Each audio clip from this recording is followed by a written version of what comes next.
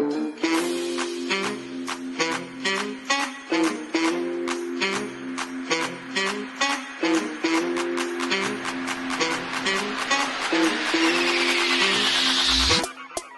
it back. Boa noite, pessoal, tudo bom? Então, estamos reunidos hoje para tratar a respeito das penas privativas de liberdade, como que funciona a sua execução, os tipos de regimes cabíveis e cada espécime em caso. Queria que o Sábio comentasse um pouco a respeito da sua execução. Como que funciona, Sábio? Bom, após a fase de conhecimento do processo, certo? O juiz ele prolatará com a sentença que após o trânsito em julgado, ela vai servir como título executivo, certo? E esse título executivo ele tem que ser seguido minuciosamente pelo Estado, tanto com o réu preso quanto com o réu solto. É aí que surge a guia de execução, correto?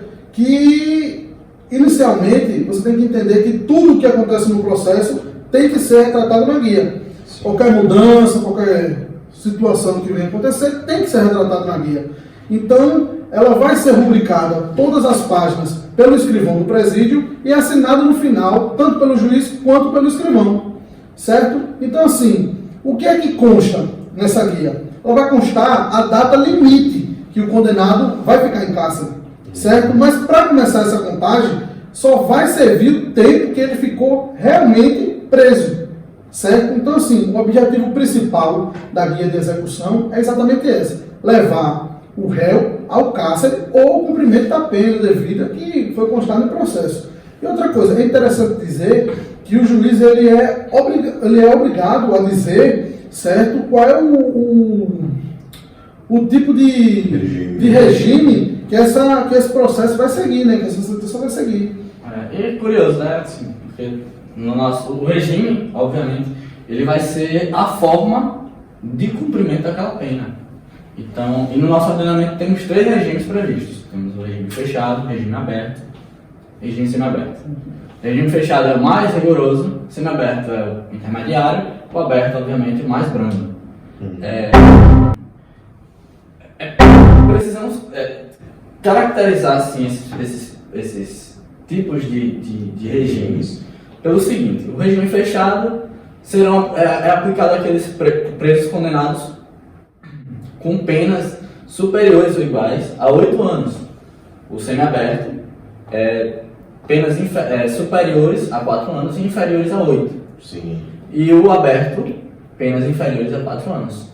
Tanto no semiaberto como no aberto, não falamos não há possibilidade de pelo menos em regra, o reincidente ser inserido nesses regimes. O reincidente geralmente vai ser inserido no regime fechado, direto.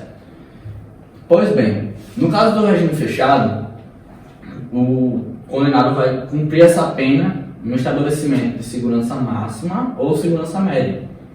Inclusive aqui em Alagoas, nós temos como exemplo o penitenciário, exatamente, Baldomero e Cecília Duval, enfim. E o preso trabalhará no regime dentro da penitenciária, no caso, se for o caso, e, enfim, será, obviamente, o repouso, o recolhimento noturno, no caso, que eles falam. Pois bem, nisso, passamos agora para o semiaberto. E aí, o semiaberto, nós vamos ter um regime, obviamente, mais brando, e em que o preso, ele poderá trabalhar fora do estabelecimento.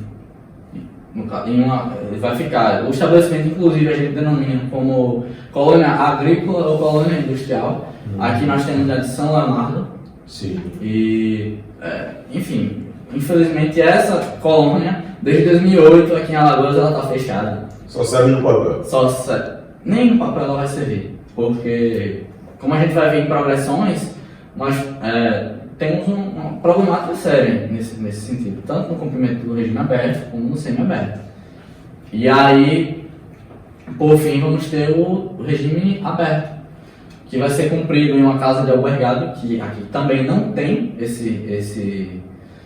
essas casas, e o preso, no fim das contas, vai ser mandado para casa. para cumprir em casa, e deverá cumprir em casa. Você não pode aplicar ao preso um regime mais gravoso do que o que é direito dele, entendeu? E, pelo menos em teoria, isso deveria ser aplicado. Sim. Enfim, e fora isso, cabe a gente salientar que a progressão de regime, ela sempre vai ser, precisa ser compreendida como necessária. É um direito do preso, ele cumpriu aqueles requisitos, e aí ele vai poder progredir para um regime mais brando. E assim, se for condenado ao fechado, do fechado ao semiaberto ao aberto. E aí, obedecendo uma série de requisitos. Na verdade? Sim. E esses requisitos que você está mencionando são aqueles que constam no artigo 112 da LEP, que é a Lei de Execução apenas. Basicamente, esses requisitos seriam um bom comportamento e também o condenado cumprir determinado tempo dessa pena. Digamos que, por exemplo, nesse exemplo que você deu, né? Se o cara iniciar no regime fechado, cumpriu determinado período, ele vai para o semiaberto. Mas, se por um acaso não tiver o semiaberto, como você disse, mencionou, desde 2008, aqui em Alagoas, nós não temos uma colônia agrícola ou colônia industrial. Nesse sentido, o cara vai já para o aberto. Seria, então, um salto entre os regimes. Que é verdade, inclusive. Né? Isso. Mas, infelizmente, esse sistema, ele não tem tanta eficácia no tocante à ressocialização do condenado. Não é isso? Porque o artigo 112 da LEP, ele vai trazer algumas condições para que essa progressão de regime possa acontecer. E essas condições ele trata especificamente a respeito de porcentagens do prazo da sua pena. Ou seja, independente do caso, lógico, desde que o cara tenha bom comportamento, independente do caso, ele vai conseguir sair do regime mais gravoso para um regime mais brando, no caso. Vamos citar, por exemplo, esse caso que você disse. Vamos supor se o cara foi condenado a uma pena de 10 anos. Vamos supor que ele é reincidente, como consta o artigo 2º, o inciso 2º, perdão, do artigo 112, que é o caso de se o cara for reincidente a um crime cometido sem violência ou grave ameaça, ele precisa cumprir 20% da pena para que ele possa solicitar a progressão de regime. Essa solicitação se daria através do MP e do defensor do rapaz, para que pudesse solicitar ao juiz que verificasse o caso e aí ele fizesse essa modificação. Dessa forma, por exemplo, o cara foi condenado a 10 anos. Se ele cumpriu 20% da pena, seria os 2 anos. Cumpriu os 2 anos, ele poderia solicitar a transferência da pena, que em tese a lógica seria que ele fosse do fechado para o semiaberto, para então poder iniciar as suas condições de trabalho ele pode ir no fechado, mas as suas condições de ressocialização.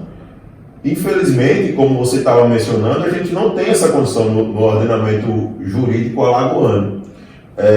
E dessa forma aconteceria esse salto entre os regimes e o cara já ia direto para a rua. O importante ressaltar até que não temos um ordenamento jurídico alagoano voltado à execução de penas privativas de liberdade. Né? E o que é necessário? É necessário que a Constituição Estadual ela trate algumas observações a respeito desse ponto. Uhum. E eu estava dando uma olhada no site aqui de Alagoas, de regimes. No site daqui de Alagoas, que ele consta que 46% da população carcerária ela estaria cumprindo uma pena no regime semiaberto. Mas aí fica a questão: será que esse cara vai estar cumprindo dentro do presídio ou fora? Ou já direto na rua? Esse é um ponto que a gente pode até discutir, que infelizmente o senso comum ele questiona. Mas fulano foi preso, praticou determinado crime e no instante saiu da cadeia. Não cumpriu o tempo necessário. Mas existe uma súmula vinculante do STF, a súmula 56, que ela vai tratar a respeito em minhas palavras, traduzindo, ela vai dizer que, se por um acaso o Estado não tiver condições de transferir ao condenado um local adequado para o seu cumprimento da pena, ele não poderá cumprir essa pena no regime mais gravoso. Ou seja, se o cara estava no regime devendo cumprir o regime semiaberto, só que o Estado ele não lhe dá a condição de ele cumprir essa pena no semiaberto, infelizmente ele vai para a rua sem ser trabalhado, digamos assim, em seu intelecto as condições de ressocialização. Muitas vezes, assim, pelo menos em algumas vezes, deveria ser colocado na rua com os uso de tornozeleiras eletrônicas, que é outra grande falha, né? Porque não temos tornozeleira eletrônica para a demanda de preços que temos hoje em dia. Isso. Além do mais, sem contar não só a tornozeleira, né, mas também a probabilidade de reincidência de um cara desse. Porque se você não trabalha, ele está morando no inferno, passa um período da pena dele pagando no inferno, que é um sistema de segurança máxima. A gente sabe, no papel é uma coisa linda, mas na vida prática, infelizmente, é algo totalmente disturbado. E quando ele sai dessa condição, ele vai para a rua sem ter nenhum amparo, sem ter nenhuma condição que pudesse auxiliá-lo para que viesse a melhorar a sua condição.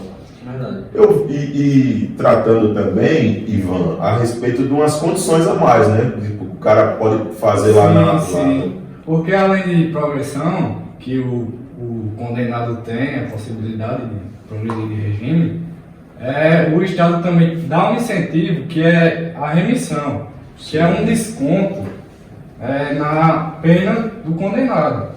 Tipo, ele trabalha ou estuda e dá um desconto na pena dele. Sim. Tipo, ele estuda 12 horas, tem 12 horas de frequência escolar, ele tem um dia de desconto na pena dele. Ele trabalha 3 dias, ele tem mais um dia descontado, assim sucessivamente. Com isso, temos também a regressão, que se ele não cumprir determinados fatores, ele pode regredir. Ele está no regime mais brando, no aberto, no semi-aberto, ele pode vir a regredir. E direto para o fechado. Direto para o fechado. Ele no semi-aberto comete falta grave, comete um crime, ele pode regredir e vir do aberto ao semi-aberto ou do semi-aberto ao fechado. E também tem a possibilidade de haver um salto nessa regressão, também como na progressão há saltos. Tipo, você está num regime aberto, você comete um crime hediondo, você vem a matar alguém, você dá um salto do regime aberto ao regime fechado, diretamente. Direto, né? Esse ponto é importante a gente até fazer um questionamento aqui, rapidinho, a respeito de que alguns dos doutrinadores, ele trata a respeito porque, como no nosso regime é o regime progressivo, eles tratam de uma condição sistemática da científica individual, que significa o quê? Não fazer com que o cara já comece diretamente no regime fechado. Ele, a depender da condição, individualizá-lo, e através da condição, ele, por conta, seja cometer algum crime ou alguma falta grave, ele regredir do regime mais brando diretamente para o fechado, mas também lhe entregar algumas possibilidades de que ele viesse a adquirir algumas por suas condições da ressocialização, um benefício a mais para ele, que seria nem iniciar diretamente no regime fechado. Sim. Agora, esse é um ponto que, infelizmente, demanda um discurso a mais. Exatamente, eu acho que parte muito da questão da individualização da pena.